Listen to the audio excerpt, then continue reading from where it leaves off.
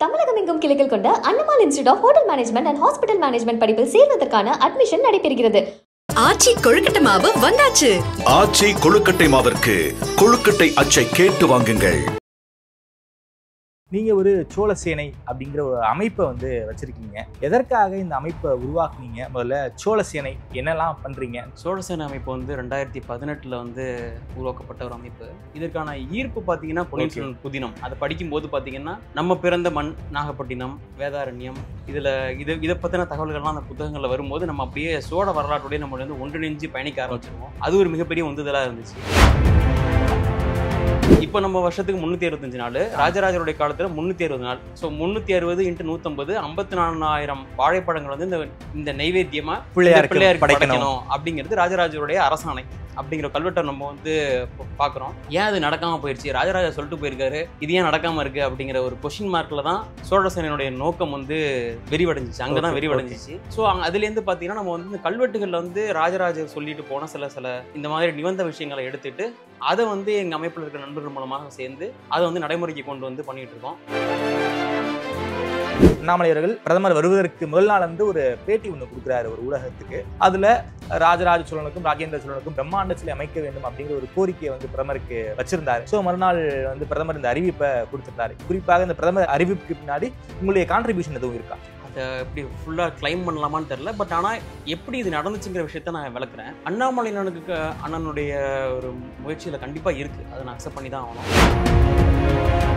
குறிப்பாக சிலை எங்க அமையணும்னு நீங்க நினைக்கிறீங்க? கோரிக்கை கொடுக்க வேண்டியது எங்க கொடுத்துட்டோம். ஓகே, அது இந்த இடத்துல அமைந்தா நல்லா இருக்கும் உங்களுக்கு ஒரு விருப்பம் இருக்கும் இல்லையா? எனக்கு பர்சனலாக என்னோட தனிப்பட்ட கருத்து கேட்டிங்கன்னா பார்த்தீங்கன்னா சோழனுடைய போரியல் நடவடிக்கைகளுக்கு எல்லாமே முக்கியமான துறைமுக நகரமாக இருந்தது நாகப்பட்டினம் தான். சரி, ஸோ ராஜேந்திர சோழனுடைய சிலை நாகப்பட்டினத்தில் அமைஞ்சா இன்னும் சிறப்பாக இருக்கும். ராஜராஜன் ராஜேந்திர சோழன் 1000 ஆண்டுகளுக்கு முன்னாடியே அவங்க காலமாயிட்டாங்க. அவங்க இப்படிதான் இருப்பாங்கன்னு நமக்கு தெரியவே தெரியாது. இதுதான் அவங்களுடைய உண்மையான உருவமா இருக்க வாய்ப்பு இருக்கு. எப்படி இவ்வளவு அடிச்சு சொல்றீங்க? இதுக்கு என்ன எதுவும் சிலையோ இல்ல கல்வெட்டோ எதுவும் இருக்கா என்ன? எனக்கு இறைவனுடைய அருளால பாத்தீங்கன்னா தஞ்சாவூர் பெரிய கோயில் வளாகத்துக்குள்ள சாந்தாராரியில இருக்கிற ஓவியங்களை பார்க்கக்கூடிய வாய்ப்பு எனக்கு கிடைச்சிச்சு. Okay, so சாந்தாராரிங்கிறது. ஆதரணையர்களுக்கு அன்பு வணக்கம். இன்று நம்மோடு முன்னாள் ஐஐடி மாணவர் சோழசேனுடைய அமைப்பின் நிறுவனர் திருமிகு அருமொழி சதீஷ் அவர்கள். வணக்கம் சதீஷ் சார். வணக்கம் தாமரை. குறிப்பாக சோழசேனை அமைப்பு நீங்க தான் ஃபவுண்டர். குறிப்பாக சோழர்கள் பற்றி தமிழ்நாடு முழுக்க பேசுறாங்க. எல்லாருக்குமே நாம் சோழருடைய வாரிசுகள் அப்படிங்கிற ஒரு பெருமை கர்வம் எல்லாருக்குமே இருக்கும். குறிப்பாக தமிழ்நாட்டில் பிறந்த எல்லாருமே சோழர்களை பெருமையாக தான் நினைப்பாங்க. நமக்கும் சோழர்களுக்குமான உறவு அப்படிங்கிற அந்த பெருமிதம்லாம் நமக்கு இயல்பாகவே இருக்கும். நீங்க ஒரு சோழசேனை அப்படிங்கிற ஒரு அமைப்பை வச்சிருக்கீங்க. எதற்காக இந்த அமைப்பை உருவாக்குனீங்க? முதல்ல சோழசேனை என்னெல்லாம் பண்றீங்க? சோழசேனை அமைப்பு 2018 உருவாக்கப்பட்ட ஒரு அமைப்பு. இதுக்கான காரணம் எப்படி அமைஞ்சிச்சு அப்படின்னா, ராஜராஜ சோழருடைய சிலை குஜராத்திலிருந்து திரு பொன்மாணிக்கவேல் ஐயா ஐபிஎஸ் அவர்கள் மீட்டு கொண்டு தஞ்சாவூர் கொண்டு வர்றாங்க. ஓகே, அந்த டயத்தில் ஒரு உள்ளுணர்வு, நம்மளும் நம்ம பிறந்த இந்த சோழ நாட்டுக்கு நம்மளுடைய ஹிஸ்ட்ரிக்கு ஏதாவது ஒரு கண்ட்ரிபியூஷன் பண்ணணும் அப்படிங்கிற நோக்கத்தில் உருவானது தான். ஆரம்பத்தில் நம்மள்கிட்ட வேற யாரும் இல்லை, அமைப்பில் நான் மட்டும்தான் இருந்தேன். அதற்கு பிறகு சில நண்பர்கள் இணைஞ்சாங்க. அப்படி தான் அது ஆரம்பித்தோம். இதற்கான ஈர்ப்பு பார்த்தீங்கன்னா பொன்னியின் செல்வன்லேருந்து பொன்னியின் செல்வன் புதினம். அதை படிக்கும்போது பார்த்தீங்கன்னா நம்ம பிறந்த மண் நாகப்பட்டினம், வேதாரண்யம், இதை பற்றின தகவல்கள்லாம் அந்த புத்தகங்களில் வரும்போது நம்ம அப்படியே சோழ வரலாற்றுடைய நம்ம ஒன்றிணைஞ்சு பயணிக்க ஆரம்பிச்சிருவோம். அது ஒரு மிகப்பெரிய உந்துதலாக இருந்துச்சு. பிறகு பொன்மாணிக்கவேல் ஐயா, அப்புறம் அதை தொடர்ந்து கிடைத்த அறிமுகங்களான பேராசிரியர் தெய்வநாயகம் அவர்களுடைய வழிநடத்தல், இது மூலமாக தான் சோழசேனை இன்னைக்கு பல விஷயங்கள் பண்ணிகிட்டு இருக்கோம். முக்கியமாக எங்களுடைய குழுவினுடைய நோக்கம் பல சோழம் சார்ந்து பல்வேறு வரலாற்று சார்ந்த குழுக்கள் இயங்கிக்கிட்டு இருக்காங்க. நாங்கள் எடுத்துக்கிட்ட விஷயம் என்னென்னா, இந்த சோழர் வரலாறு சார்ந்து இயங்கும்போது பார்த்தீங்கன்னா பல குழுக்களோட மரபு நடை போகக்கூடிய எனக்கு வாய்ப்பு கிடைக்கப்பட்டது. அப்போ பார்த்தீங்கன்னா கல்வெட்டுகள் சார்ந்து நிறைய விஷயங்கள் அவங்க எடுத்துரைப்பாங்க. இந்த கல்வெட்டுகள் இந்த தகவல்கள்லாம் இருக்குது அப்படிங்கிற மாதிரி. அதில் ஒரு முக்கியமான கல்வெட்டு தஞ்சாவூர் ராஜராஜேஸ்வரம் பெரிய கோயில், தஞ்சாவூர் பெரிய கோவில் பிள்ளையாருக்கான ஒரு நிபந்த கல்வெட்டு. அதில் பார்த்தீங்கன்னா ராஜராஜ சோழன் ஒரு அங்கே உள்ள திருச்சுற்று மாளிகையில் இருக்கிற ஒரு பிள்ளையாருக்கு 150 வாழைப்பழங்கள் நிபந்தமாக கொடுத்தாரு. அந்த காலத்தில் 1000 வருஷத்துக்கு நிபந்தம்னா நிபந்தம்னா இப்படி நம்ம பூஜை பண்றோம்ல, ஓகே, அந்த மாதிரி ஓகே ஓகே. ஸோ இப்போ நம்ம வருஷத்துக்கு 365 நாள், ராஜராஜருடைய காலத்துல 360 நாள். ஸோ 360 × 150 54,000 வாழைப்பழங்கள் வந்து இந்த நைவேத்தியமா பிள்ளையாருக்கு படைக்கணும் அப்படிங்கிறது ராஜராஜருடைய அரசாணை. அப்படிங்கிற கல்வெட்டை நம்ம வந்து பார்க்குறோம். ஏன் அது நடக்காம போயிடுச்சு, ராஜராஜா சொல்லிட்டு போயிருக்காரு, இது ஏன் நடக்காம இருக்கு அப்படிங்கிற ஒரு கொஸ்டின் மார்க்ல தான் சோழசேனையினுடைய நோக்கம் வந்து விரிவடைஞ்சிச்சு. அங்கதான் விரிவடைஞ்சிச்சு. ஸோ அதுலேருந்து பார்த்தீங்கன்னா நம்ம வந்து இந்த கல்வெட்டுகளில் வந்து ராஜராஜர் சொல்லிட்டு போன சில இந்த மாதிரி நிபந்த விஷயங்களை எடுத்துட்டு அதை வந்து எங்கள் அமைப்பில் இருக்கிற நண்பர்கள் மூலமாக சேர்ந்து அதை வந்து நடைமுறைக்கு கொண்டு வந்து பண்ணிட்டு இருக்கோம். முக்கியமாக ராஜராஜர் கல்வெட்டுகளில் இருக்கிற மாதிரியே மாதந்தோறும் சதய நட்சத்திரம் அன்னைக்கு அவர் சொல்லிட்டு போன கல்வெட்டு நிபந்தங்களை வந்து ஒவ்வொரு மாதம் சதய நட்சத்திரம் அன்னைக்கு பண்ணிட்டு இருக்கோம். ராஜராஜன் சோழன் எத்தனையோ கோவில் கட்டியிருக்காரு. பல கோவில்களை வந்து அவருடைய ஜென்ம நட்சத்திரம் சதய நட்சத்திரம் அன்னைக்கு ஒவ்வொரு சிறப்புகள் அபிஷேகம் பூஜையெல்லாம் பண்ணியிருக்காங்க. எல்லா கோவிலுக்கும் பண்ண முடியுமா என்ன? நீங்க எந்த கோவிலுக்காவது அப்படி பண்ணிக்கிட்டு இருக்கீங்களா? இல்ல, அதான் நாங்க வந்து முதல்ல ஆரம்பிச்சது வந்து பேராசிரியர் தெய்வநாயகம் ஐயா கையால 2021ஆம் ஆண்டு வந்து முதல்ல அந்த வாழைப்பழ நிபந்தத்தை ஆரம்பிச்சோம். தஞ்சாவூர் பெரிய கோவில் ஐப்பசி சதயம் அன்னைக்கு 150 வாழைப்பழம் வாங்கி கொண்டு வச்சு அதே மாதிரி பிள்ளையாருக்கு நிவேத்தியம் பண்ணி அதை ஆரம்பித்தோம். அன்னையிலேருந்து மாதம் சதய நட்சத்திரம் அன்னைக்கு பார்த்தீங்கன்னா தஞ்சாவூர் பெரிய கோவில் போனீங்கன்னா எங்கள் நண்பர்கள் மூலமாக அன்னைக்கு வந்து ஒரு நிபந்தம் நடக்கும். 150 வாழைப்பழம் வச்சு பிள்ளையாருக்கு. சரிங்களா? இது முதல் ஆண்டு. அடுத்த ஆண்டு பார்த்தீங்கன்னா அதே மாதிரி இன்னொரு கோவிலில் திருவிசநல்லூர், அந்த கோவிலில் பார்த்தீங்கன்னா அக்காரவடி செல் நிபந்தம். திருவிசநல்லூர் கோவிலுக்கு ஒரு சிறப்பு இருக்குது. என்னென்னா ராஜராஜர் சோழர் வந்து தன்னுடைய கடைசி காலகட்டம், அந்த காலகட்டத்தில் வந்து அந்த கோவிலுக்கு போய் தன்னுடைய பட்டத்தரசியார் லோகமாதேவியோட அந்த கோவிலுக்கு போய் எடைக்கு எடை துலாபாதரம் அது பண்ணி அந்த ரிச்சுவல் பண்ணி எடைக்கு தங்கம் கொடுத்து அந்த தங்கத்தை வந்து திருப்பி ஊர் சபையிட்ட கொடுத்து அதுலேருந்து அந்த கோயிலுக்கு வந்து அக்காரவடி செல் நிபந்தம் கொடுத்ததா ஒரு தகவல் கிடைக்குது கல்வெட்டுல. ஹிரண்ய கர்ப்பதானமும் அந்த கோயில தான். ஹிரண்ய கர்ப்பதானம், ஆமா, அவங்க மனைவியில லோகமாதேவியர் வந்து ஹிரண்ய கர்ப்பம் பண்றாங்க.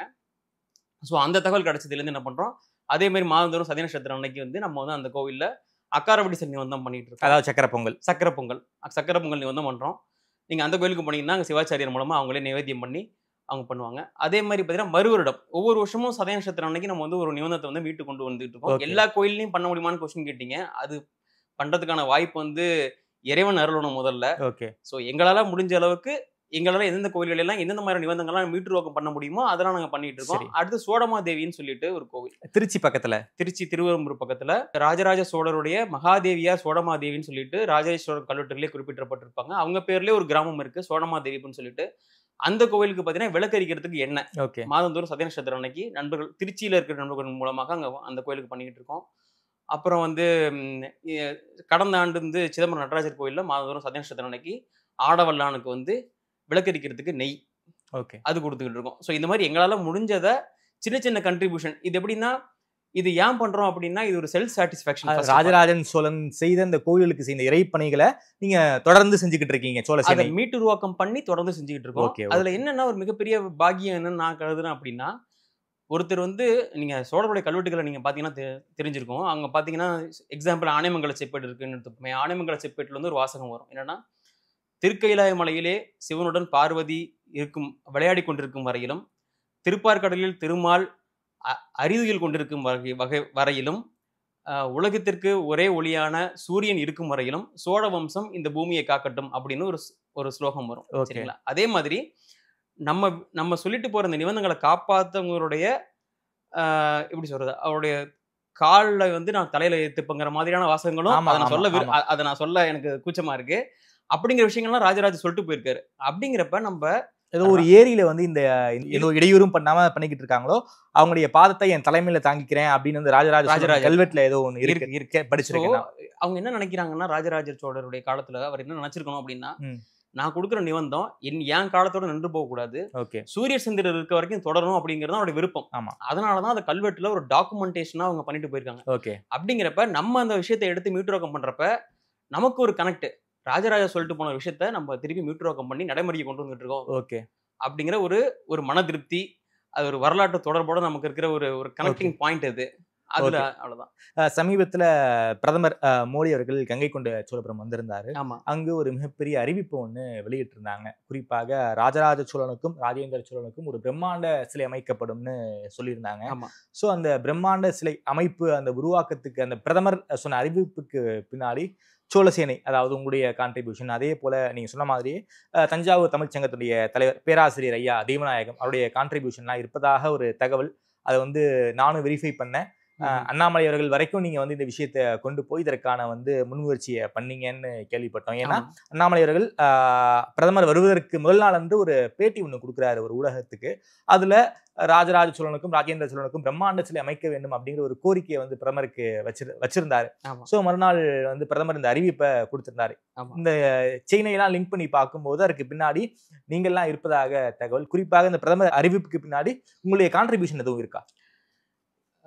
அதை எப்படி ஃபுல்லாக கிளைம் பண்ணலாமான்னு தெரில. பட் ஆனால் எப்படி இது நடந்துச்சுங்கிற விஷயத்த நான் விளக்குறேன். சரி. அண்ணாமலை அண்ணனுடைய ஒரு முயற்சியில் கண்டிப்பாக இருக்குது. அதை நான் அக்செப்ட் பண்ணி தான் ஆகணும். ஓகே. பட் இதற்கான முதல் காரணம் வந்து 1978 பேராசிரியர் தெய்வநாயகம் ஐயாவுக்கு வந்து இதே மாதிரி ஒரு கனவு, ஒரு நீண்ட நாள் கனவு. ராஜராஜ சோழருக்கு வந்து மிக பிரம்மாண்டமான சிலை வந்து தஞ்சாவூரில் வைக்கணும் அப்படிங்கிறது ஒரு நீண்ட நாள் கனவாக இருந்துச்சு. அந்த கனவு வந்து இவ்வளவு காலமும் நடக்காம இருந்துச்சு. அதுக்கான காலமும் சூழலும் அதுக்கு அமையல. 2020 முதலா நம்ம வந்து அண்ணாமலை அண்ணன் கூட நம்ம வந்து சோழசேனை வந்து சில கோரிக்கைகள் தொடர்பாக சந்திச்சு வந்துகிட்டு இருக்கோம். நமக்கு அண்ணனோட தொடர்பு இருக்கு.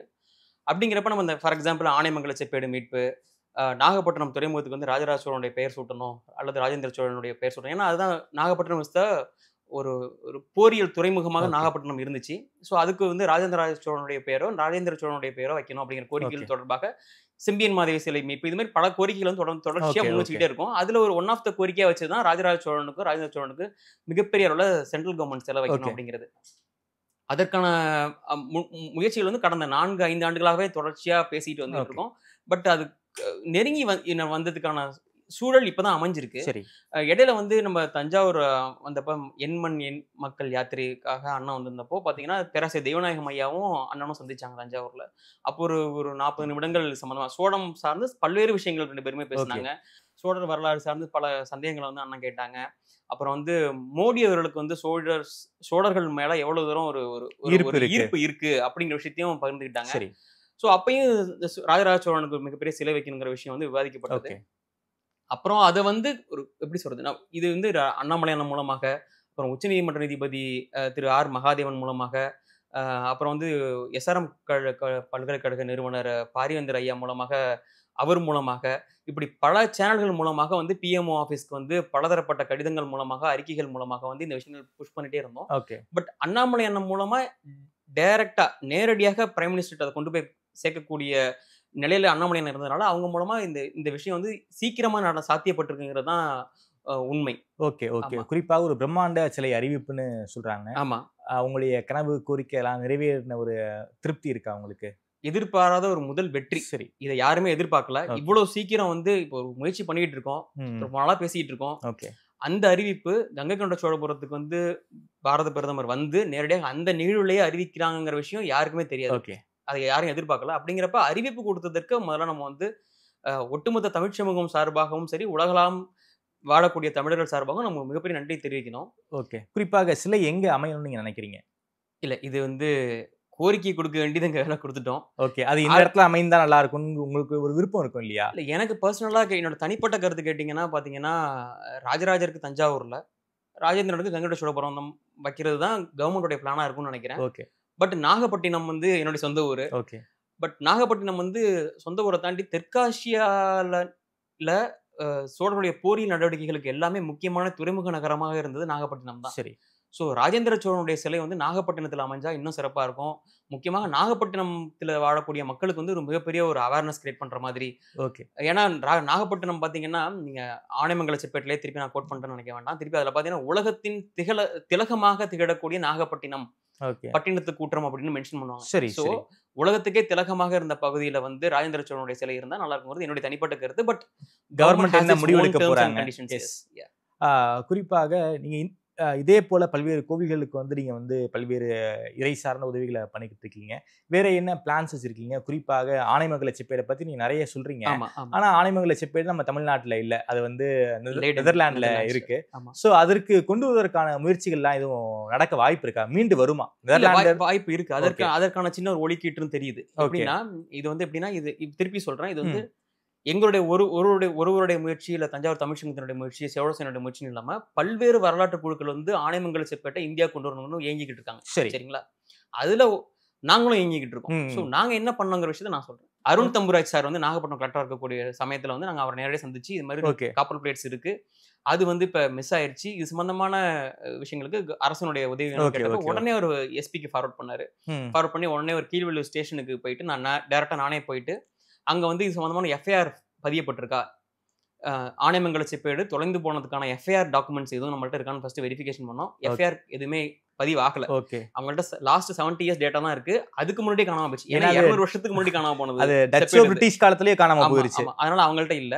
அதுக்கப்புறம் என்ன பண்றாங்க, அந்த வழக்கு அந்த வழக்கானது இந்த சென்ஸ் அவன் நம்மளுடைய கோரிக்கையானது சிலை கடத்தல் பிரிவுக்கு மாற்றப்படுது. ஓகே அப்புறம் திருப்பி நம்ம பொன்மாணிக்கல் சார்ட்ட பேசுறோம். அப்புறம் திருப்பி சிலை கடத்தல் பிரிவு கும்பகோணத்துல இருந்து நமக்கு அழைப்பு வருது என்கொயரிக்காக. நான் போய் அங்க போயிட்டு ஆனைமங்கல செப்பேடுனா என்ன, அதை பத்தின எல்லா விவரங்களையும் வந்து நேரடியா நான் அப்பியர் ஆகி நான் சிலை கடத்தல் பிரிவுக்கு வந்து சில இன்ஃபர்மேஷன்ஸ் எல்லாம் கொடுத்தேன். பொன்மாணிக்கவேல் சார் இருக்கும்போதா? இல்ல பொன்மாணிக்கல் சார் ரிட்டையர்மெண்ட் ஆயிட்டாங்க. But he gave inputs. எப்படி அந்த எனக்கு வந்து அந்த என்கொயரி எப்படி இருக்கணும்லாம் தெரியாது. சரி சரி. சோ அதை எப்படி ஹேண்டில் பண்ணுங்கிற விஷயங்கள்லாம் சொன்னாங்க. Okay okay. சோ அங்க போய் அப்பியர் ஆகி அதுக்கப்புறம் சிலை கடத்தல் பிரிவுல இருந்து ஒரு எஸ்எஸ்ஐ வந்தாங்க நாகப்பட்டினத்துக்கே வந்துட்டு. Okay okay. அவங்களை அழைச்சிட்டு போயிட்டு இப்ப அந்த புத்த விகாரம் இருந்த இடம், அதாவது இப்ப இருக்கக்கூடிய நாகப்பட்டினம் நீதிமன்ற வளாகத்துக்குள்ளதான் அந்த புத்த விகாரம் எச்சங்கள் இருக்கு. அந்த சூடாமணி புத்த விகாரத்தை சொல்றீங்க? சூடாமணி பன்ம புத்த விகாரம். சோ அந்த இடங்கள்லாம் காமிச்சோம். அந்த ஆனைமங்கல செப்பேடு எப்படி அங்க நெதர்லாந்து போயிருக்கலாம், அந்த விஷயங்கள் எல்லாமே சிலை கடத்தல் பிரிவுக்கு நம்ம தகவல் கொடுத்தோம். அதற்கு பிறகு மீண்டும் அண்ணாமலை கூட சந்திச்சப்ப இதே மாதிரி அண்ணா இந்த மாதிரி விஷயம் இருக்கு, உலகில் வந்து பாத்தீங்கன்னா பாரம்பரிய கலைப்பொருட்களை வந்து இந்தியா கொண்டு வரதுக்கு மத்திய அரசு நிறைய விஷயங்கள் கொண்டு வந்து நிறைய சிலைகளை கொண்டு வந்திருக்காங்க. அதுல ஆனைமங்கல செப்பேடு முக்கியமா கொண்டு வரணும். அது வந்து ஏன்னா ஆனைமங்கல செப்பேட்டுக்கு ஒரு சிறப்பு என்னன்னா சோழர் கால செப்பேடுகள் நிறைய இருக்கு. பட் ராஜராஜ சோழனுடைய ஆணைய ஆவணப்படுத்துற ஒரே செப்பேடு ஆனைமங்கல செப்பேடு மட்டும்தான். திருவாலங்காடு செப்பேடுல வந்து ராஜேந்திரன் காலமா? ராஜேந்திரன் காலம். எசாலம் செப்பேடு ஏமா நீங்க ராஜராஜ சோழனுடைய நேரடி ஆணையை ஆவணப்படுத்தக்கூடிய ஒரே செப்பேடு ஆனைமங்கல செப்பேடு மட்டும்தான். எசாலம் செப்பேடு, கரந்தை செப்பேடு, திருவாலங்காடு செப்பேடு இது எல்லாமே வந்து ராஜராஜ சோழனுடைய ஆணை கிடையாதா? ஆணை கிடையாதுன்னு சொல்ல முடியாது. ராஜராஜன் நேரடி ஆணையை ஆவணப்படுத்த ஒரே செப்பேடு அது மட்டும்தான். Okay okay. மற்ற செப்பேடுகள்லாம் மற்ற மன்னருடைய ராஜேந்திரனுடைய ஆணைகளை வந்து ஆவணப்படுத்துறாங்க. சரி. இன்னொரு விஷயம் ஆனைமங்கல செப்பேடை பொறுத்த வரைக்கும் அது ராஜராஜருடைய ஆணையை அவர் ஆவணப்படுத்தல. ஓகே. அத வந்து ராஜேந்திர சோழன் ஆவணப்படுத்துறாரு, மகன் வந்து ஆவணப்படுத்துறாரு, காப்பர் பிளேட்ஸா கன்வெர்ட் பண்றாரு. சரி சரிங்களா? அப்பாவுடைய ஆணையை பையன் வந்து டாக்குமெண்ட் பண்றாரு, அதாவது பத்திரம் பதிச்சு கொடுக்குறாரு. ஆமா ஆமா. அது வந்து அது வந்து முக்கிய, அதுதான் அந்த செப்பேட்டுடைய சிறப்பு. அந்த என்ன டாக்குமெண்ட் பண்ணிருக்காங்க அந்த செப்பேட்ல? அந்த செப்பேட்ல என்ன டாக்குமெண்ட் பண்ணிருக்காங்கன்னா அங்க வந்து இப்ப நம்ம இந்தோனேஷியான்னு சொல்றோம், கடான்னு சொல்றோம், அங்க இருந்த ஒரு அரசர் மார விஜயதுங்கவர்மன், அவருடைய ஃபாதர் நினைவா ஒரு புத்த விகாரத்தை வந்து இங்க நாகப்பட்டினத்துல ஆரம்பிக்கணும்னு ஒரு கோரிக்கையை வச்சு அதை வந்து பர்மிஷன் கொடுத்து ராஜராஜ சோழன் வந்து அனுமதிக்கிறாரு. அதுக்கு பேர் சூளாமணி பன்ம விகாரம் அப்படின்னு அந்த டயத்துல பேர் வச்சு அதுக்கு வந்து அவங்க வந்து நிறைய கிராண்ட்ஸ், அதாவது இறையிலி நிலங்கள்னு சொல்றோம், அதாவது டாக்ஸ் ஃப்ரீ லேண்ட்ஸ், அதை வந்து ஆனைமங்கலம் உள்ளிட்ட பல ஏக்கர் நிலங்களை வந்து இறையிலி நிலங்களா வந்து அந்த கோவிலுக்கு எழுதி வைக்கிற மாதிரி வந்து ராஜராஜ சோழன் வந்து புத்த விகாரத்துக்கு கொடுத்திருக்காரு. ராஜராஜ சோழன் வந்து சிவன் கோயிலுக்கும் பெருமாள் கோயிலுக்கும் மட்டும் இடம் கொடுக்கல, கிடையாது, புத்த விகாரங்களுக்கும் இடம் கொடுத்திருக்காரு. நீங்க இன்னொரு சிறப்பு அம்சம் நாகப்பட்டினத்துக்கு பாத்தீங்கன்னா, நாகப்பட்டினம் இன்னைக்கு வரைக்கும் பாத்தீங்கன்னா ஒரு என்ன சொல்றது, ஒரு சாதி மதம் கடந்த ஒரு மத நல்லிணக்கத்துக்கு எடுத்துக்காட்டா இன்னமும் மக்கள் இருந்துட்டு இருக்காங்க. 1000 ஆண்டுகளுக்கு முன்னாடியும் அப்படி இருந்திருக்காங்க. ராஜராஜர் காலத்திலயுமே பாத்தீங்கன்னா அவங்க வந்து சைவம் சார்ந்து வைணவம் சார்ந்து எங்க வந்தாலும் கூட ஒரு பௌத்த விகாரத்துக்கு பாத்தீங்கன்னா கிட்டத்தட்ட 8840 கலம் நெல் கொடுக்கணும், பிளஸ் இந்த டாக்ஸ் ஃப்ரீ லேண்டு, இது எல்லாமே கிராண்டா கொடுத்துருக்காங்கிறப்ப நீங்க யோசிச்சு பாத்துக்க வேண்டியதான். சோ அது ஆனைமங்கல செப்பேடு, அந்த செப்பேட்டினுடைய பாத்தீங்கன்னா அதுல ஆனைமங்கலம்னு எழுதியிருக்கும். அந்த ஊர் வந்து நம்ம கீழ்வேலூர், அந்த அதுல இருந்து பாத்தீங்கன்னா ஒரு 6-7 கிலோமீட்டர் டிஸ்டன்ஸ்ல தான் இருக்கு. நம்ம அந்த கோவில்லையும் ஒரு ஃபங்க்ஷன் பண்ணோம். அந்த கோவில் இருந்து இப்ப ரொம்ப பழஞ்ச நிலைமையில அந்த கோவில் இருக்கு. அருண் தம்புராஜ் சார் அழைச்சிட்டு வந்து மாவட்ட ஆட்சியராக அவங்க இருந்தப்ப அந்த கோவில்லையும் ஒரு பூஜை பண்ணி ஒரு நிகழ்வு வந்து ஆடி புனர்பூச நிகழ்வு வந்து அங்க போனோம் நம்ம. என்ன நோக்கம்னா முக்கியமா அந்த கிராம மக்களுக்கு அந்த ஊரினுடைய சிறப்பு ஆனைமங்கல செப்பேடுன்னு, அதாவது அந்த கிராம மக்களுக்கு அவங்க ஊர் பேர்ல ஒரு செப்பேடு இருக்குங்கிற விஷயமே தெரியாம இருந்துச்சு. சோ அதை பத்தின விழிப்புணர்வு ஏற்படுத்தணும் அப்படிங்கிறதுக்காக அங்க ஒரு நிகழ்ச்சி பண்ணி கலெக்டரை இன்வைட் பண்ணி சார் வந்தாங்க, பண்ணி கொடுத்தாங்க. சோ அதுதான் எப்படின்னா, அதாவது வரலாற்றை மீட்டுருவாக்கம் பண்றீங்க மக்களுக்கு. இந்த மாதிரி உங்க ஊருக்கு பத்தி இவ்வளவு பெருமை இருக்கு, அந்த மக்களுக்கு நீங்க வந்து ஒரு எஜுகேட் பண்றீங்க உங்களுடைய சோழசேனை மூலமாக. ஆமா ஆமா ஆமா. ஆனைமங்கல செப்பேடை பத்தி ரொம்ப விரிவா பேசினீங்க. அதாவது நெதர்லாந்துல இருக்கு, ஒரு யூனிவர்சிட்டி லைப்ரரி மியூசியம்ல இருக்குன்னு நினைக்கிறேன். பிரைம் மினிஸ்டர் மோடி அவர்கள் நம்ம இந்தியாவுடைய மரபு சின்னங்கள் பல நாடுகள்ல வந்து ஏலம் போகிறத தடுத்து இங்க கொண்டு வந்திருக்காங்க. அதே போல வந்து மியூசியம்ஸ்ல தனியார் மியூசியங்கள்ல இருக்கக்கூடிய பல்வேறு சிலைகளை கொண்டு வந்திருக்காங்க. ஃபார் எக்ஸாம்பிள் அரியலூர் ஸ்ரீபரந்தா நடராஜர் சிலை, அதுவும் வந்து சோழர் காலத்து சிலை, அதை வந்து மீட்டு கொண்டு வந்தாங்க. அது வந்து ஒரு மிகப்பெரிய கொண்டாட்டமாக ஸ்ரீபரந்தான்ல கொண்டாடினாங்க. நெதர்லாண்டில் இருக்கக்கூடிய செப்பேடு, அது வந்து தெய்வ சிலைகள் கிடையாது, அது வந்து ஒரு காப்பர் பிளேட்ஸ். அது கொண்டு வருவதற்கு பல்வேறு சிக்கல் இருக்கும்னு சொல்றாங்க. நெதர்லாண்ட்ல ரொம்ப ரொம்ப பத்திரமா பாத்துக்கிட்டாங்க. நம்ம இந்தியாவில இருந்தா கூட வந்து அவ்வளவு பாதுகாப்பா வச்சிருப்பாங்கன்னு நமக்கு தெரியாது. அதை வந்து அதோடைய அருமை தெரிந்த நெதர்லாண்டுக்காரங்க வந்து ரொம்ப ரொம்ப பத்திரமா வந்து இன்னைக்கு வரைக்கும் பாதுகாத்துட்டு இருக்காங்க. அது இந்தியா வருவதற்கு வாய்ப்பு இருக்கா? அதற்கு எதுவும் ஸ்டெப்ஸ் எதுவும் பண்ண முடியுமா, இல்ல கொண்டு வர முடியுமா? முதல்ல இல்ல, வாய்ப்பு நிறையவே இருக்கு. சமீபமா பாத்தீங்கன்னா முன்னாள் பாராளுமன்ற உறுப்பினர் ராமலிங்கம் அவர்கள் வந்து பாராளுமன்றத்துல இது சம்பந்தமான கேள்வி எழுப்பியிருக்காங்க. மயிலாடுதுறை எம்பி நினைக்கிறேன். ஆமா, அவங்க அப்பயுமே நம்மள்ட்ட இந்த டாக்குமெண்டேஷன் சிலது உங்களுக்கு ஷேர் பண்ணோம். சரி. அதனைத் தொடர்ந்து திரு அண்ணாமலை அண்ணன் மூலமாக மறுபடியும் மினிஸ்ட்ரி ஆஃப் கல்ச்சர்ல இருக்கக்கூடிய சில கான்டாக்ட்ஸ் கிடைச்சு. ஓகே. அவங்க மூலமாவும் நம்ம வந்து இது சம்பந்தமான இன்ஃபர்மேஷன்ஸ் வந்து உங்களுக்கு நம்ம சொல்லியிருக்கோம். சரி. இப்ப இருக்கிற ஆனைமங்கலம் ஊர் எங்க இருக்கு, அங்க இருக்க கோயிலுடைய நிலைமை என்ன, அப்புறம் பாத்தீங்கன்னா செப்பேட்டுடைய முக்கியத்துவம் என்ன, அது எப்படி இந்தியா கொண்டுறது ஏன் முக்கியம், அது ராஜராஜருடைய ஒரே ஆவணப்படுத்தக்கூடிய ஒரு செப்பேடு ஏன் வந்து அங்க இருக்கு, அது கட்டாயம் இந்தியா கொண்டு வரங்கிற விஷயங்கள்லாம் பேசியிருக்கோம். அப்புறம் அது சம்பந்தமா பாத்தீங்கன்னா கடந்த 2024 ஜூலை 21 வந்து டெல்லியில் இருக்கக்கூடிய ஒரு முக்கியமான நபர் ஒருத்தர் எனக்கு மெசேஜ் அனுப்பிச்சாங்க. அது சம்பந்தமான ஒரு ஆய்வு கூட்டம் வந்து நடந்திருக்கு. சரி. அவங்க வந்து அந்த போட்டோஸோட எனக்கு அனுப்பிச்சாங்க. ஸோ ஏஎஸ்ஐ டைரக்டர் அவங்க தலைமையில not only lead and copper plates are Anaimangalam செப்பேடு, அது போன்று இருக்கக்கூடிய சிக்கலான சில விதிகள் இருக்கக்கூடிய சில பாரம்பரிய கலை பொக்கிஷங்களை வந்து இந்தியா கொண்டு வருவதற்கான ஒரு கலந்தாய்வு வந்து திரு பாரத பிரதமர் தலைமையிலேயே நடந்திருக்கதா எனக்கு வந்து தகவல் தெரிவிச்சாங்க. Okay okay. அதனால நமக்கு வந்து சில ஐநா விதிகள் படி சில விஷயங்கள் வந்து மாற்றம் செய்ய வேண்டியதா இருக்கு. அது நடந்து முடிஞ்ச பிறகு வந்து கட்டாயம் சாத்தியம் தான் அப்படிங்கிற விஷயம் தான் அவங்க உறுதிப்படுத்தினாங்க.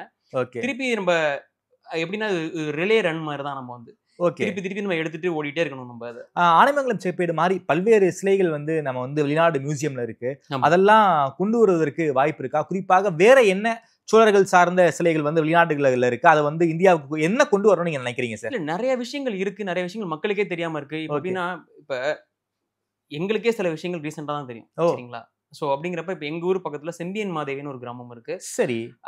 அதாவது செம்பியன் மகாதேவியார் அவங்களுடைய பெயர்லயே அமைஞ்ச கிராமம். அந்த கண்டராதித்தருடைய மனைவியா? ஆமா ஆமா, கண்டராதித்தருடைய மகாதேவியார் செம்பியன் மாதேவியார் அவங்க பேர்லயே ஒரு செம்பியன் மாதேவி அப்படிங்கிற கிராமம் வந்து நாகப்பட்டினம் மாவட்டத்துல இருக்கு. அந்த ஊர்ல கைலாசமுடையார் கோயில்னு ஒரு கோவில். அங்க பாத்தீங்கன்னா நீங்க நான் வந்து மீண்டும் மீண்டும் வந்து இன்னொரு விஷயம் நம்ம பொன்மணி கலையை கூட பேசினப்ப எனக்கு கொடுத்த ஒரு சிறு திருத்தம் என்னன்னா, நம்ம வந்து சிலைகள்னு சொல்றோம், அது திருமேனிகள்னு சொல்லணும் அப்படின்னு பொன்மணி கலையை சொல்லுவாங்க.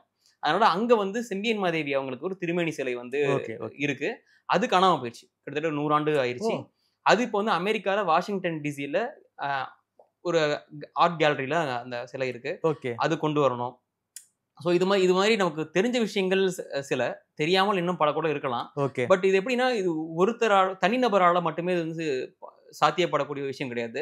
இப்போ ஃபார் எக்ஸாம்பிள் நான் நாகப்பட்டினத்தில் இருக்கிறதுனால எங்க ஊர் சுற்றி நடக்கக்கூடிய விஷயங்கள் நமக்கு தெரியுது. அது சம்பந்தமான கோரிக்கை மனுக்களை கொண்டு போறோம். மாவட்ட நிர்வாகம், தமிழக அரசு, மத்திய அரசு கொண்டு போய் சேர்க்கிறோம். இது மாதிரி இது இப்ப சோழ நாடும் சரி, பாண்டிய நாடும் சரி, ஒரு பெரிய ஏரியா. ஆமா. சோ ஒவ்வொரு கிராமத்திலையும் ஒவ்வொரு மாவட்டத்திலையும் ஒரு வரலாறு சார்ந்து இருக்கக்கூடிய இளைஞர்கள் வந்து அவங்க இந்த சம்பந்தமான விஷயங்களை முன்னெடுத்து அந்தந்த மாவட்ட நிர்வாகம், தமிழக அரசு, மத்திய அரசு கொண்டு போனாங்கன்னா இந்த வேலை கொஞ்சம் எளிதாகும்.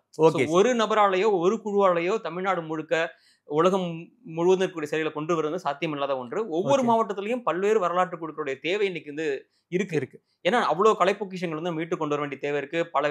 பல விஷயங்களை காக்க வேண்டிய பொறுப்பும் நமக்கு இருக்கு. அப்படிங்கிறதுனால ஒவ்வொரு ஊர்லயும் நம்ம நண்பர்கள், இளைஞர்கள் வந்து முன் வந்து இதற்கான வேலையை தொடங்கணுங்கிறது என்னுடைய விருப்பம். Okay sir. குறிப்பாக சோழசேனை வந்து இந்த ராஜராஜ சோழன், ராஜேந்திர சோழன் இவங்களுக்கு பெயிண்டிங் ஒன்று ரிலீஸ் பண்ணியிருந்தீங்க. குறிப்பா நம்ம ராஜேந்திர சோழன் நம்ம வந்து கூகுள்ல போட்டோம்னு வச்சுக்கோங்களேன், அவங்க கிராபிக்ஸ் இமேஜ், ஒரு ஃபோராம்ஸ், ரெஸ்லிங், அவங்க வந்து குத்துச்சண்டையில இருக்கக்கூடிய இமேஜஸா தான் இருக்கும். நீங்க வந்து ராஜராஜனுக்கும் ராஜேந்திர சோழனுக்கும் இதுதான் அவங்களுடைய உண்மையான உருவமா இருக்க வாய்ப்பு இருக்கு அப்படின்னு சொல்லி வந்து ஒரு பெயிண்டிங் வந்து ரிலீஸ் பண்ணிருக்கீங்க. ராஜராஜன், ராஜேந்திர சோழன் 1000 ஆண்டுகளுக்கு முன்னாடியே அவங்க வந்து காலமாயிட்டாங்க. அவங்க இப்படிதான் இருப்பாங்கன்னு நமக்கு வந்து தெரியவே தெரியாது. இதுதான் அவங்களுடைய உண்மையான உருவமா இருக்க வாய்ப்பு இருக்குன்னு எப்படி வந்து இவ்வளவு அடிச்சு சொல்றீங்க? இதுக்கு என்ன எதுவும் சிலையோ இல்ல கல்வெட்டோ எதுவும் இருக்கா என்ன? இல்ல எப்படின்னா முதல்ல இதுக்கும் ஒரு காரணம் இருக்கு. Okay. எப்படின்னா நம்ம சென்னையில வந்து செஸ் ஒலிம்பியாட் நடக்குது. ஆமா. அதுல வந்து தமிழக தமிழகத்தினுடைய பெருமைகளை பறைசாற்றக்கூடிய ஒரு காணொளி வெளியிடுறாங்க. அதுல பாத்தீங்கன்னா சோழர்களுடைய அந்த சவுத் ஈஸ்ட் ஏசியன் இன்வேஷனை வந்து ஒரு ஒரு கிராஃபிக்ஸா காமிக்கிறப்ப பாத்தீங்கன்னா அங்க ஒரு கிங்குடைய போர்ட்ரேட் வருது. அது பாத்தீங்கன்னா கிட்டத்தட்ட நீங்க காமிக்கிற மாதிரி ஒரு ஒரு வித்தியாசமான உடல்வாகு கொண்ட இந்த மண்ணுக்கு சம்பந்தம் இல்லாத ஒரு ஒரு ரெஸ்லர் அவருடைய போட்டோ போட்டு மாஃப் பண்ணி அதுல வந்து ராஜராஜ சோழன்ங்கிற மாதிரி ஒரு கிரீடம் ஓகே வச்சு ஓகே. அந்த மாதிரிலாம் பண்ணியிருந்தாங்க. பட் எனக்கு வந்து இறைவனுடைய அருளால பாத்தீங்கன்னா தஞ்சாவூர் பெரிய கோயில் வளாகத்துக்குள்ள சாந்தாராரியில இருக்கிற ஓவியங்களை பார்க்கக்கூடிய வாய்ப்பு வந்து எனக்கு கிடைச்சிச்சு. ஓகே. ஸோ சாந்தாராரிங்கிறது நம்ம ராஜராஜேஸ்வரத்தினுடைய கருவறை சுற்றி இருக்கக்கூடிய அறை தான் சாந்தாராரை. அதுல வந்து சோழர் கால ஓவியங்கள் வந்து பல ஓவியங்கள் அங்க இருக்கு. சரிங்களா? இந்த நடராஜர் ஓவியம் அங்கதானே இருக்கு. அங்கதான் இருக்கு. அதுலதான் வந்து ஆடவல்லான வந்து ஸ்ரீராஜராஜ சோழர் வந்து தரிசனம் செய்யக்கூடிய ஒரு ஒரு ஓவியம் வந்து கரெக்டா பாத்தீங்கன்னா அந்த கருவறைக்கு பெருவாவுடையாருக்கு பின்னாடி பின்னாடி பாத்தீங்கன்னா அந்த ஓவியம் தான் இருக்கும். ஓகே. அது மிகப்பெரிய ஒரு பேனல். நம்ம வந்து நீங்க புத்தகத்துல பாக்குறப்ப ரொம்ப சின்னதா சின்னதா இருக்கும், A4 ஆமா. சைஸ்ல பாத்திருப்பீங்க. அங்க போய் நின்னு பாத்தீங்கன்னா நீங்க அந்த ஓவியத்தை இப்படிதான் பார்க்கணும் நீங்க. ஓகே. சோ அப்படி ஒரு பிரம்மாண்டமான ஓவியம் நீங்க பார்க்கும்போதே உங்களுக்கு வந்து ஒரு கூஸ் பம்ப்ஸ் வரும். Okay okay. அப்படிப்பட்ட ஓவியத்துல பாத்தீங்கன்னா ரொம்ப ஒரு ஒரு பயபக்தியோட வந்து ராஜராஜ சோழன் வந்து அந்த ஆடவரான வணங்கக்கூடிய அந்த காட்சியை பார்க்கும்போதே நமக்கு ரொம்ப பிரமிப்பா இருக்கும். அதுல பாத்தீங்கன்னா சில அம்சங்களை வந்து நம்ம அந்த ஓவியத்துல பயன்படுத்தலாம் அப்படிங்கிற எண்ணம் அப்பதான் வந்துச்சு. பாத்தீங்கன்னா அங்க வந்து ராஜராஜர் வந்து முடி சூட்டியிருக்க மாட்டாரு. அந்த தங்கத்தாலான கிரீடம் ஃப்ரீடம் இருக்காது. ஏன்னா சாமி கும்பிடும்போது திருமுடியோடு போக மாட்டாங்க. அங்க பாத்தீங்கன்னா மிகப்பெரிய கொண்டை இருக்கும் ராஜராஜ சோழருக்கு. ஸோ அந்தந்த விஷயங்கள்லாம் பார்த்துட்டு நம்ம ஏன் வந்து இந்த மாதிரி ஒரு மாஃப்டு ரெஸ்லரை வந்து ராஜராஜ சோழன் பண்றப்ப நம்ம ஏன் இவருக்காக ஒரு ஓவியம் உருவாக்க கூடாது? அது ஒரு ஹாஃப் பீஸ் தானே இருக்கும். அதுவும் இப்படிதான் இருக்கும். ஒரு சைடு மட்டும் தான் தெரியும்ல. ஆமா. அதை வச்சுட்டு எப்படி இதுதான் முழு உருவம் நம்மளால சொல்ல முடியும்? இல்ல நம்ம அதுக்கான முயற்சி எடுத்தோம். Okay. எப்படின்னா நாங்க வெளியிட்ட ஓவியம் தான் இதுதான் அப்படின்னு சொல்ல முடியாது. நாங்க அதற்கான ஒரு முயற்சி எடுத்தோம். Okay okay. சோ எல்லா இடங்கள்லயுமே ஒரு மாஃப்டு போட்டோஸ் ரெஸ்லரோட போட்டோ வச்சு இவர் தான் ராஜராஜன் சொல்றப்போ நாங்க எங்கள்கிட்ட சில எவிடன்சஸ் நாங்க பார்த்தோம், நேர்ல பார்த்திருக்கோம். சில விஷயங்கள் நாங்க வந்து ரெஃபரன்சஸ் பார்த்தோம். ராஜராஜருடைய திருமணியை வந்து பொன்மாணிக்கலையை கொண்டு வந்த சிலை இன்னும் தஞ்சை ராஜராஜ சரித்திரத்துல தான் இருக்கு. ஆமா. அதுல சில ஆபரணங்கள் ரெஃபரன்சஸ்லாம் அதுல இருந்து எடுத்தோம். ஓகே. அது மூலமா அப்படி திரட்டப்பட்ட பல தகவல்கள், சோழர்கால ஓவியங்கள், இதனை அடிப்படையா வச்சு நம்ம நண்பர் பிரேம் டாவின்சி, ரொம்ப ஃபேமஸான ஒரு டிஜிட்டல் ஆர்டிஸ்ட், அவரு விகடன்ல ஒர்க் பண்ணவர். அவர் நம்ம சோழ நாட்டை சார்ந்தவர் இருக்காரு. அப்படியா? ஓகே. ஆமா. சோ அவரு அப்புறம் நம்ம நண்பர் தெய்வா, அவங்க இவருடைய கண்ட்ரிபியூஷன் தான் அந்த ஓவியத்தை உருவாக்கணும். அது வந்து சோழமாதேவி கோவில்ல தான் அந்த ஓவியத்தை வந்து லான்ச் பண்ணோம். Okay okay okay. அதுல வந்து நிறைய பேர் கேட்பாங்க, ராஜராஜ சோழன் சொல்றீங்க, ஏன் வந்து அந்த முடி இல்லாம தங்கத்தாலான கவசம் இல்லாம வச்சிருக்கீங்கன்னா அது சாந்தாராரி ஓவியத்தோட ரெஃபரன்ஸ் எடுத்ததுனால நம்ம வந்து அந்த டைப்ல, அதாவது கொண்டையோட இருக்கக்கூடிய ராஜராஜர் ஓவியத்தை வந்து வெளியிட்டோம். அது சமூக வலைதளங்கள்ல மிகப்பெரிய ஒரு வரவேற்பை பெற்றுச்சு. அது மட்டும் இல்லாம சோழருடைய புலி எப்படி இருக்குங்கிற ஒரு கேள்வி வந்து தமிழ் மக்களுக்கு ஒரு மிகப்பெரிய கேள்வியா இருக்கும். சோ நிறைய இடங்கள்ல சோழருடைய சின்னமே புலி தானே? புலி சின்னம் தான். அதுல நிறைய டிஃபரெண்ட் வேரியேஷன்ஸ் ஆஃப் டைகர் இருக்கு. ஓகே. பெங்கால் டைகர் இருக்கு, நிறைய டைகர் இருக்கு. நீங்க சோழருடைய ஆவணங்கள்ல பார்த்தாலே கூட பாத்தீங்கன்னா செப்பேடுகள்ல வந்து பாத்தீங்கன்னா புலி வந்து உட்கார்ந்த நிலையில இருக்கும். ஆமா ஆமா. சரிங்களா? நீங்க இன்னொரு இந்த ஒரிசால இருக்கக்கூடிய கல்வெட்டுல பாத்தீங்கன்னா நீங்க ஒரு புலி வந்து பாயிற மாதிரி இருக்கும். அப்புறம் வந்து இன்னொரு பெண்ணாகரம்னு நினைக்கிறேன், அந்த கோயில் உள்ள கல்வெட்டுல பாத்தீங்கன்னா ஒரு செங்கோல் செண்டோட வந்து புலி பாயிற மாதிரி இருக்கும். ஸோ இது மாதிரி டிஃப்ரெண்ட் வேரியேஷன்ஸ் ஆஃப் டைகர்ஸ் வந்து இருக்கு. ஸோ அதை தேடி போகிறப்போ பாத்தீங்கன்னா நம்ம வந்து சோழர் கால புலியை மீட்டுருவாக்கம் செய்யணும். ஓகே. அப்படிங்கிறதுக்கான அடுத்த முயற்சி பண்ணோம். அதுதான் பாத்தீங்கன்னா கரிகாட்சவனுடைய காலத்துல கிடைச்ச ஒரு square shaped coin. Okay. So அதுல வந்து சதுர வடிவமான காயின்ல இருக்கிற ஒரு புலியை வந்து நானே ஆர்ட் பண்றதுனால நானே அதை டிஜிட்டலைஸ் பண்ணி ஆர்ட் பண்ணி அதை வந்து ஒரு 3D-யா வந்து புலியா வந்து உருவாக்கி அதை லான்ச் பண்ணோம். அதுல பாத்தீங்கன்னா ஒரு புலியினுடைய ஒரு கால் வந்து தூக்க நிலையில இருக்கும், வாக்கிங் டைகர் மாதிரி இருக்கும். அது பாயும் புலியா இருக்காது. ஸோ அது வந்து காயின்ல இருந்து எடுத்தது. அது 2000 வருஷம் பழமையானது. ஸோ கரிகாட்சவனுடைய சங்ககால சோழர்களுடைய நாணயத்திலிருந்து எடுக்கப்பட்ட புலி தான் நாங்க பயன்படுத்துற அதாவது இந்த புலி. ஓகே. இந்த புலி. ஸோ இது வந்து தமிழ் மக்களுக்கு வந்து இப்படிதான் சங்ககால சோழர்களுடைய புலி சின்னம் இருந்துச்சுங்கிறதுக்கான ஒரு ஆவணம். நமக்கு ஆவணம் வந்து காயின் தான் நமக்கு ஆவணம். அது இல்லாம டிஃப்ரெண்ட் வேரியேஷன்ஸ் ஆஃப் டைகர்ஸ் வந்து இருக்கு. அது நம்ம மறுக்க முடியாது. செப்பேடுகள்ல வேற மாதிரி, கொடியில வேற மாதிரி இருந்திருக்கலாம். அப்புறம் வந்து கல்வெட்டுல பாத்தீங்கன்னா சொன்ன மாதிரி வேற மாதிரி இருந்திருக்கலாம். நிறைய ஆவணங்கள் நமக்கு இருக்கு. நாங்க வந்து சங்ககால புலியை வந்து மீட்டுருவாக்கம் பண்ணி, அதாவது சோழர் காலத்தை மீட்டுருவாக்கம் பண்றதையே ஒரு முழு நேர வேலையா வச்சிருக்கீங்க போல இருக்கே. இது முழு நேர வேலைன்னு சொல்ல முடியாது. எனக்கு முழு நேர வேலை வேற இருக்கு. இது எப்படின்னா நம்ம வந்து பிறக்கிறோம், இறக்க போறோம். சரிங்களா? இதுல வந்து இப்ப பாரத தேசம்ங்கிறது ஒரு பெரிய ஒரு புண்ணியமான தேசம்னு சொல்லுவாங்க. இதுல பாத்தீங்கன்னா நான் பிறந்த அந்த சோழ பகுதி நாடு. சோழ நாடுங்கிறது பாத்தீங்கன்னா நீங்க வந்து ஆண்டு முழுவதும் காவிரி தண்ணி வந்துச்சுன்னா உங்களுக்கே தெரியும் கேரளாவை விட மிக அழகான பகுதியா நம்ம பகுதி இருக்கும். சரிங்களா? அப்படிங்கிறப்ப நம்ம வாழ்ந்த பகுதியில வாழ்ந்த ஒரு மன்னர் 1000 ஆண்டுகளுக்கு முன்னாடி இப்ப இருக்கிற உலகளாவியல் வானுயர்ந்து இருக்கிற பல நகரங்களுக்கெல்லாம் முன்னோடியா அந்த காலத்திலேயே ஒரு 210 அடி உயரத்துக்கு ஒரு கோவிலை எழுப்பிச்சு இப்படி ஒரு மன்னர் இருந்திருக்காரு. நம்ம பகுதியில இருந்து ஒரு 100 கிலோமீட்டருக்குள்ளே ஒருத்தர் இருந்திருக்காரு அப்படிங்கிறப்ப அந்த திருப்பி நம்மளால ஒரு கோயில் கட்ட முடியாது. அட்லீஸ்ட் அவங்க என்னென்ன சொல்லிட்டு போயிருக்காங்களோ அதை நம்ம பண்ணலாம். அட்லீஸ்ட் அது ஒரு எப்படி சொல்றது, அது வந்து எப்படின்னா இது கடமையா நினைக்கிறேன். இது வந்து வேலை அப்படிங்கறத தாண்டி இது வந்து எப்படின்னா இது ஒரு கடமை. இது வந்து எனக்கு விதிக்கப்பட்டிருக்க ஒரு கடமையா நினைச்சு தான் நான் பண்றேன். மத்தபடி இதுல வேற எதுவும் விஷயமே கிடையாது. Okay sir. சோழசேனை சார்ந்து மத்திய அரசுக்கோ மாநில அரசுக்கோ கோரிக்கை ஏதாவது இருக்கும்ல, இது நீங்க பண்ணி கொடுத்தீங்கன்னா ரொம்ப எங்களுக்கு உதவியா இருக்கும், சோழர்கள் வரலாற்றை மீட்டுருவாக்கம் பண்ணுவதற்கு ஒரு மிகப்பெரிய ஒரு பேருதவியா இருக்கும், மக்களும் சோழர்கள் வரலாற்றை பத்தி இன்னும் கொஞ்சம் அதிகமா தெரிஞ்சுப்பாங்கிற ரீதியிலான கோரிக்கை எதுவும் இருக்கா சார் உங்ககிட்ட? கோரிக்கைகள் நிறைய இருக்கு. குறிப்பா சொல்லணும்னா தமிழக அரசும் சரி மத்திய அரசும் சரி சோழர்கள் சார்ந்து இயங்கக்கூடிய அனைத்து வரலாற்று குழுக்களுக்கும் சரி அவங்களுக்குமே சரி சோழர்கள் சார்ந்து நிறைய பண்ணணுங்கிற எண்ணம் வந்து 2 அரசுகளுக்குமே இருக்கு. அதை நம்ம தவிர்க்கவே முடியாது. ஃபார் எக்ஸாம்பிள் நம்ம தமிழக அரசு வந்து சோழர் அருங்காட்சியகம் தஞ்சாவூர்ல அமைப்போம் அப்படின்னு சொன்னாங்க. பட்ஜெட்ல அனௌன்ஸ் பண்ணியிருந்தாங்க. ஸோ அந்த வேலைகள்லாம் இருக்கும்போது இன்னும் கொஞ்சம் வந்து மக்களுக்கு வந்து இப்போ நீங்க ரீசெண்டா சமூக வலைதளங்கள்ல பார்த்தீங்கன்னா சோழாஸ் டைனஸ்டியோட அந்த இப்போ ஒரு பெரிய ஒரு வைரலா போயிட்டு இருக்குது எல்லா இடங்கள்லையுமே. ஸோ நண்பர்கள் மீம் கிரியேட்டர்ஸ் வீடியோ கிரியேட் பண்றவங்க எல்லாம் பாத்தீங்கன்னா அவங்களே எடிட் பண்ணி நிறைய போடுறாங்க. ஸோ மக்கள் மத்தியில சோழா சம்பந்தமா தெரிஞ்சுக்கணும் அப்படிங்கிற விஷயம் வந்து தமிழ்நாடு கடந்து நிறைய தேடல்கள் வந்து இந்தியா முழுக்க இருக்கு.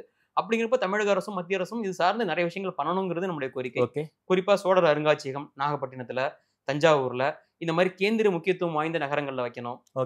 அப்புறம் வந்து சோழர் காலத்துல கட்டப்பட்டு கைவிடப்பட்ட நிலைமையில இருக்கிற பல கோயில்களை வந்து இந்து சமய அறநிலையத்துறையோ தமிழக அரசும் வந்து கண்டுகிட்டு அதை வந்து மீட்டுருவாக்கம் செய்யணும். அதை வந்து அதை எப்படி சொல்றது, அதோட புராதனம் கலையாம அதை வந்து ப்ரிசர்வ் பண்ணி அதை கன்சர்வ் பண்ணி அதை வந்து மீட்டுருவாக்கம் செய்யணும். அது ஒரு நம்மளுடைய மிகப்பெரிய கோரிக்கை. ஏன்னா நிறைய கோயில்களை வந்து பாத்தீங்கன்னா தனியார் அமைப்புகள் உள்ள வந்து கிளீன் பண்றது அந்த விஷயங்கள்லாம் பண்றாங்க. அது மாதிரி ஒரு 1000 ஆண்டு பழமையான கோயில்களை ஃபர்ஸ்ட் ப்ரிஃபரன்ஸ்ல அதை வந்து தமிழக அரசு வந்து மீட்டுருவாக்கம் செய்யணும் நம்மளுடைய கோரிக்கை. அடுத்து பாத்தீங்கன்னா இந்த கலை பொக்கிஷம் சார்ந்த விஷயங்கள் சோழர் கால கலை பொக்கிஷம் சார்ந்த விஷயங்கள்ல வந்து ஸ்டேட் கவர்மெண்ட் சென்ட்ரல் கவர்மெண்ட்டுடைய விஷயம் அது. அதுல இந்த ஆனைமங்கல செப்பேடு மீட்பு செம்பியன் மகாதேவியருடைய சிலை மீட்பு இந்த விஷயங்கள் இப்ப அனௌன்ஸ் பண்ணிக்க ராஜராஜ சோழன் ராஜேந்திர சோழனுடைய சிலையை வந்து உருவாக்குறதுல வந்து அவங்களுடைய பங்கு இதெல்லாம் வந்து காலதாமதம் இல்லாம அதை வந்து சீக்கிரமா வந்து கவர்மெண்ட் பண்ணாங்கன்னா ரொம்ப சிறப்பா இருக்கும். மக்களுக்கும் ஒரு பெரிய மகிழ்ச்சியை தரும். ஏன்னா அந்த அனௌன்ஸ்மெண்ட் அன்னைக்கே பாத்தீங்கன்னா மிகப்பெரிய ஒரு வரவேற்பு சமூக வலைதளங்கள்ல யாருமே எதிர்பார்க்காத நிலையில பாரத பிரதமர் சொன்னோடனே மிகப்பெரிய ஒரு வரவேற்பு இருந்துச்சு. அதை காலம் தாழ்த்தாம சீக்கிரமா அதுக்கான வேலைகளை வந்து மத்திய அரசு பண்ணாங்கன்னா இன்னும் சிறப்பா இருக்கும்.